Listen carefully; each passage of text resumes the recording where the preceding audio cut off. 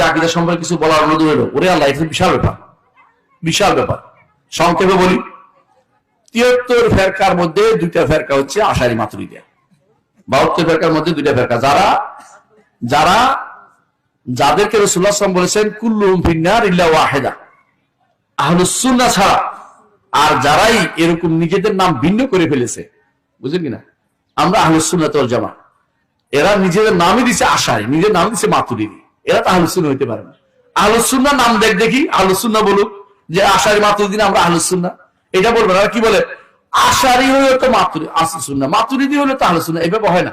তাহলে কি বলবে, এটা কাফের বলবে আমিও মুসলিম তবে ঈসাই মুসলিম, বলে না কিছু মানুষ আছে, ঈসাই মুসলিম, বুঝলেন না কথা, আমিও মুসলিম ঈসাই।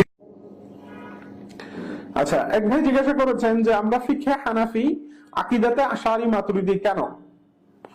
আচ্ছা, ইমাম আবু হানিফা রাহিমাহুল্লাহর কি মূল আকীদা